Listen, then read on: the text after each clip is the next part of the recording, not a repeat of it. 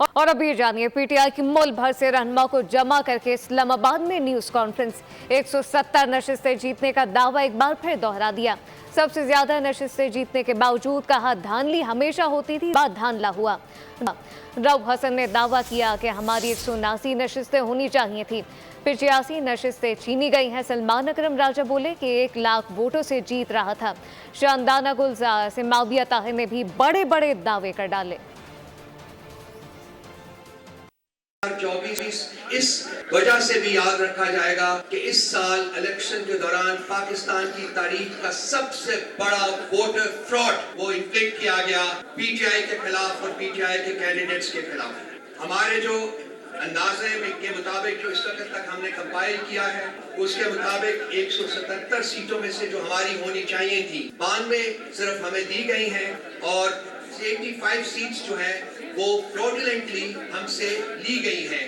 Every single polling station that had come in by 10 p.m. I had won. And the next morning when we got the forms 45, I had a lead of 100,000 over the other. But at 10:30 p.m. I was ousted from the RO's office. We got 1.25 million votes in Karachi. And out of the seats, we did not win a single seat. Pakistan की तारीख रही है कि कभी भी पाकिस्तान में जो है वो धांधली के बगैर कोई इलेक्शन नहीं हुआ, लेकिन इस बार तो एक हद जो थी उसको भी क्रॉस कर दिया गया। धांधली नहीं बल्कि धांधला हुआ। और इंतखाबात में धांधली पर अमेरिका से आवाज़ उठाने का मुतालबा। तहरीक इंसाफ ने यू टर्न ले लिया। अमेरिकी साजिश का ढंढोरा पीटने वाली तहरीक इंसाफ ने अमेरिका को ही मदद के लिए पुकार लिया।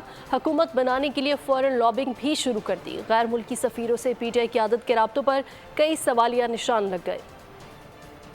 एब्सोल्युटली नॉट से एब्सोल्युटली यस तक का सफर। अमेरिकी साजिश का ठंडोरा पीटने वाली तहरीक इंसाफ ने अमेरिका को ही मदद के लिए पुकार लिया। इक़्तिदार की खातिर पाकिस्तान के इक़्तिदार आला को भी दाव पर लगाने को तैयार। हुकूमत सासी के लिए फौरन लॉबिंग शुरू कर दी। सराय के मुताबिक बरतानिया और अमेरिका के सफीरों के साथ राब्ते किए। मरकजी रहनुमा रऊफ हसन ने हालिया इंतखाबात में मुबैना धांधली का वाफिला किया, नोटिस लेने का मुतालबा किया। बैरिस्टर सैफ भी गुज़िश्ता रोज नाम ले लेकर अमेरिकी मुदाखलत की दावत देते रहे। बानी पीटीआई क्यों गैर मुल्की ताकतों को बार बार पाकिस्तान में मुदाखलत का पैगाम दे रहे हैं? क्यों अमेरिका से पाकिस्तान के खिलाफ सख्त तरीन बयान के मुतमन्नी हैं? पाकिस्तान में गैर मुल्की मुदाखलत गलत है तो क्यों सुफरा के सामने रोना रो रहे हैं? इलेक्शन में धांधली पर अमेरिका से आवाज उठाने का मुतालबा। तहरीक इंसाफ ने यू टर्न ले लिया। पाकिस्तान तहरीक इंसाफ के रहनुमा क़यादत कैसर का कहना है कि गुज़िश्ता रोज़ के हमारी मीडिया से गुफ्तगू को गलत रंग दिया गया। किसी गैर मुल्की हमारे इंतखाबात समेत दाखिली मामलात में मुदाखलत और बयान के हक में नहीं है।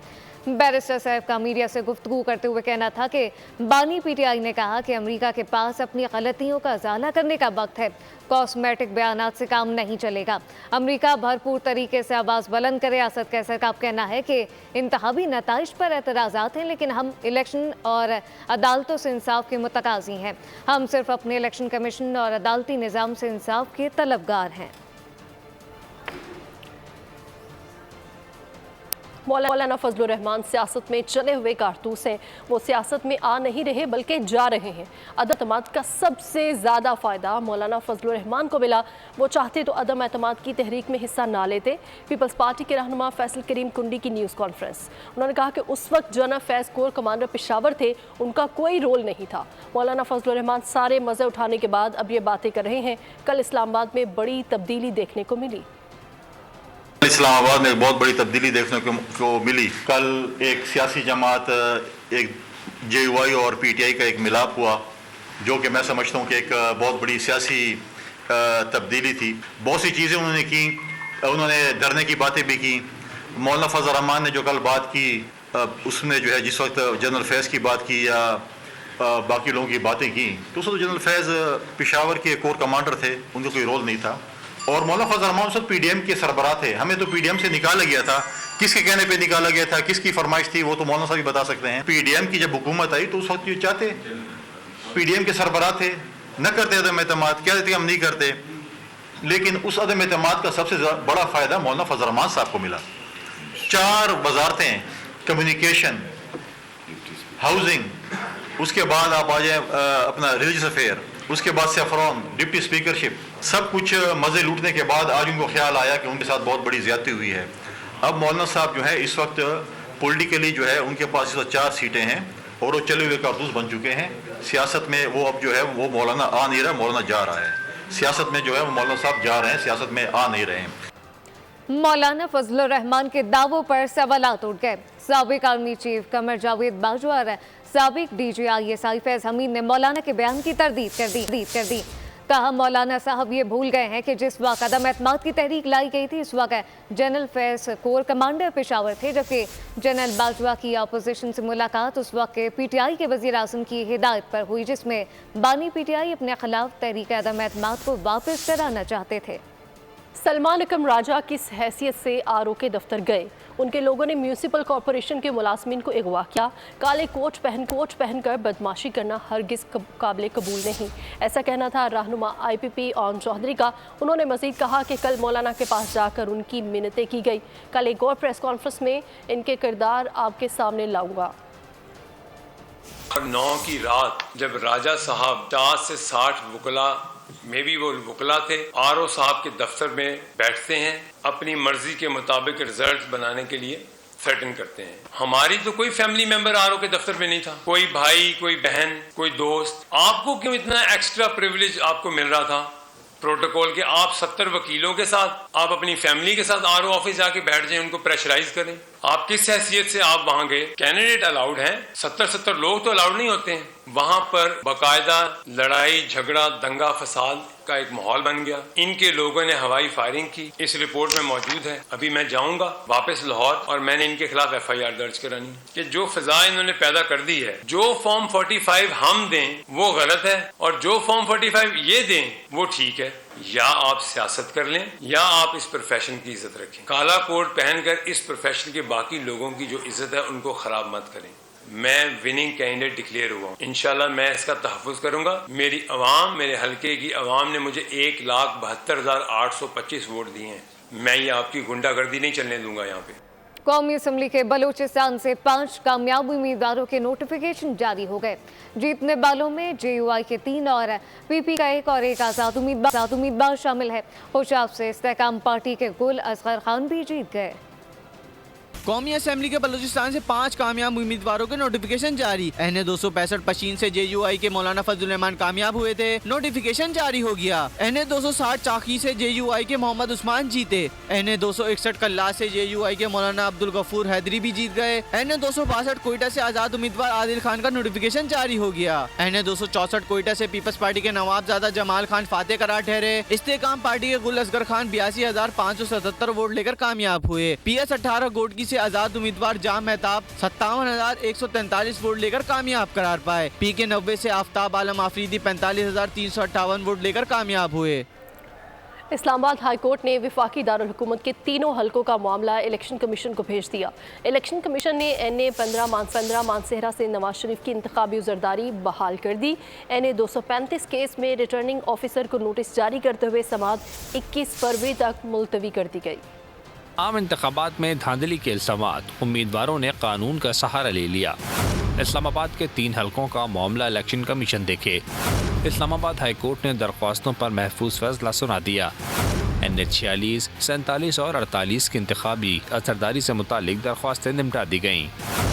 इलेक्शन कमीशन ने NA 15 मानसेरा से नवाज शरीफ की इंतखाबी असरदारी बहाल कर दी। नवाज शरीफ के वकील ने मौक़िफ़ अपनाया कि मेरी ताख़ीर से आमद पर असरदारी मुस्तरद की गई। NA 15 में वोटों की दोबारा गिनती नहीं हुई और कई पोलिंग स्टेशन पर वोटों की गिनती के बगैर फॉर्म 47 जारी किया गया। अदालत ने दरख्वास्त मंजूर कर ली। समाअत अब 20 फरवरी को होगी। NA 235 असरदारी केस में इलेक्शन कमीशन ने रिटर्निंग अफसर को नोटिस जारी करते हुए समाअत 21 फरवरी तक मुलतवी कर दी। इलेक्शन में मुबैना धांधली का मामला सुप्रीम कोर्ट पहुंच गया। अदालत ने इंतखाबात कलअदम करार देने की दरख्वास्त समाअत के लिए मुकर्रर कर दी। चीफ जस्टिस काजी फायजी साकी सरबराही में 3 रुकनी बेंच 19 फरवरी को समाअत करेगा। दरख्वास्त गुजार ने अदलिया की ज़ेर निगरानी में 30 रोज़ में नए इंतखाबात की इस्तदा की है।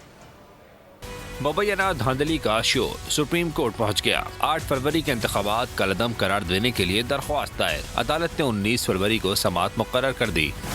चीफ जस्टिस की सरबराही में 3 रुकनी बेंच सुनवाई करेगा। जस्टिस मोहम्मद अली मसर और जस्टिस मुसरत हिलाली बेंच का हिस्सा होंगे। दरख्वास्त गुजार ने अदलिया की ज़ेर निगरानी 30 रोज़ में नए इंतखाबात की इस्तदा की है। साथ मुतालबा किया है कि इंतखाबात के नतीजे में हुकूमत बनने का अमल रोका जाए। धांधली, इलेक्शन फ्रॉड की तहकीकात और जिम्मेदारों के खिलाफ कार्रवाई के अहकामात दिए जाएं। दरख्वास्त में वफाकी हुकूमत और इलेक्शन कमीशन ऑफ पाकिस्तान को फरीक बनाया गया है। और पंजाब की सियासत में बड़ा ब्रेक थ्रू, 4 आज़ाद अरकान सूबाई असम्बली इस्तेकाम पाकिस्तान पार्टी में शामिल हो गए। PP 284 से हाफिज ताहिर केसरानी, PP 270 से जाहिद इस्माइल, PP 296 से अवैस दरेशिक और PP 91 से गजनफर अब्बास ने अब्दुल अलीम खान से मुलाकात में इजहार एतमाद किया। सदर IPP ने पार्टी में शामिल होने वाले मेंबरान का खैर मकदम किया और कहा कि इस्तेहकाम और मुल्क को मजबूत माशी पॉलिसी देना अशद ज़रूरी है। हुकूमत साजी के मामले पर नून लीग और पीपल्स पार्टी की कोऑर्डिनेशन कमेटियों का आज होने वाला इजलास मुलतवी हो गया। जरा के मुताबिक इजलास में हुकूमत साजी के मामलात को हतमी शक्ल दिए जाना थी। इजलास नून लीग की कमेटी की अपनी क़यादत से मुशावरत के बाइस मुलतवी हुआ, जबकि जरा के मुताबिक दोनों जमातों की कोऑर्डिनेशन कमेटियों का मुश्तरका इजलास अब कल होगा। और PTI के नामजद वज़ीर आज़म की पेशावर हाई कोर्ट आमद। उमर अयूब ने पेशावर हाई कोर्ट में हिफाजती राहदारी ज़मानत के लिए दरख्वास्त दायर की, जिसके बाद chief justice Peshawar high court ने उमर अयूब को राहदारी ज़मानत दे दी। उमर अयूब के वकील का कहना था कि उमर अयूब के खिलाफ मुल्क भर में 23 मुकदमा दर्ज हैं। दरख्वास्त गुजार को 1 माह का वक्त दिया जाए। और अब ये जानिए, बानी PTI के तोशा खाना और साइफर में सजाओं के खिलाफ अपीलें केस अदालत में दायर की गई। PTI के वकलान में सामने आ गए। लतीफ़ खोसा और बैरिस्टर अली जफर के बयानात में तजादात सामने आने लगे। बानी PTI के वकला एक पेज पर नहीं, बयानात एक दूसरे की नफी करने लगे। लतीफ खोसा ने मीडिया से गुफ्तगू में कहा, साइफर तोशाखाना नैब केसेस में बानी PTI की कैद बामुशक्कत के खिलाफ अपीलें दायर कर दी। तीनों अपीलें दायर हो गई हैं, ठीक है, जो कन्विक्शंस की थी तो यहाँ हुई है। एक तो सेशन कोर्ट में हुई है, जो तो इद्दत वाली थी वो तो सेशन कोर्ट में हुई है, और जो तोशा खाने वाली और दूसरी अपना जो साइफर वाली है वो इधर ही अपीलें दायर। जबकि बैरिस्टर अली जफर की राय कुछ और है। कहते हैं अभी सिर्फ तैयारी की है, अपीलें दायर नहीं की। लतीफ खोसा साहब तो इस केस में वकील ही नहीं है। जो अपीलें हैं साइफर केस और तोशा खाना केस में, वो अपीलें मैं दायर कर रहा हूँ। मेरे साथ जो हैं बाकी वकीला सलमान सफदर साहब हैं, हम लोग फाइल कर रहे हैं। मैं आज इसी के लिए आया हूँ। वाज़ेह रहे कि साइफर केस में बानी PTI को 10 साल और तोशा खाना केस में 14 साल की सजा सुनाई गई है। साइफर केस में शाह महमूद कुरैशी ने सज़ा के खिलाफ इस्लामाबाद हाई कोर्ट से रजू कर लिया। शाह महमूद कुरैशी ने 10 साल सज़ा के ट्रायल कोर्ट के फैसले के खिलाफ अपील दायर कर दी। ऑफिशियल सीक्रेट एक्ट अदालत ने शाह महमूद कुरैशी को 10 साल कैद की सज़ा सुनाई थी। अपील में 30 जनवरी के सज़ा के हुक्म को कलअदम करार देने की इस्तदा की गई है। अपील वकला सैयद अली बुखारी, सलमान सफदर और तैमूर मलिक के जरिए दायर की गई। पाकिस्तान के इंतखाबी नताइज पर अमरीका का इजहार तशवीश। तर्जुमान व्हाइट हाउस कहते हैं कि वोटों की गिनती पर नजर रखे हुए हैं। जॉन कर्बी की जानिब से वोटर्स को दबाव में लाने और मुबैना धांधली पर तशवीश का इजहार किया गया। कहा कि पहले भी मुबैना धांधली की तहकीकात का मुतालबा कर चुके हैं।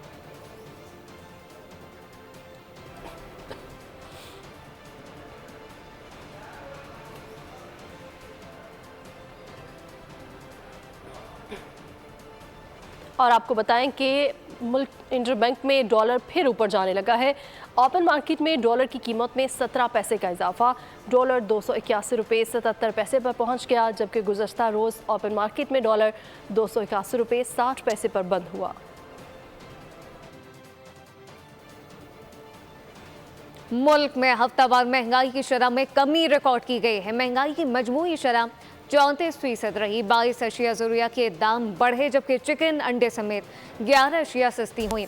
18 के दाम मुस्तहकम रहे। रवा हफ्ते में 113 रुपये 34 पैसे सस्ते हुए, जबकि चिकन की फ़ी किलो कीमत में 19 रुपये 83 पैसे की कमी हुई। प्याज की कीमतों में भी गिरावट देखी गई।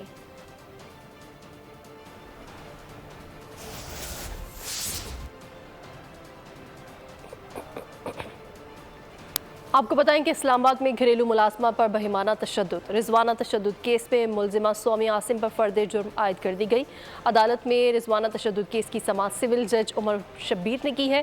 रिजवाना की वालिदा और मुलजिमा सोमिया आसिम अपने अपने वकला के साथ अदालत में पेश हुई। समाअत के दौरान अदालत ने फर्द जुर्म पढ़कर सुनाई, जबकि मुलजिमा सोमिया आसिम ने सेहत जुर्म से इनकार कर दिया। न्यूज़ स्टूडियो से फिलवक्त इतना ही। मज़ीद खबरों और अपडेट्स के लिए विजिट कीजिए हमारी वेबसाइट bolnews.com और देखते रहिए बोल न्यूज़।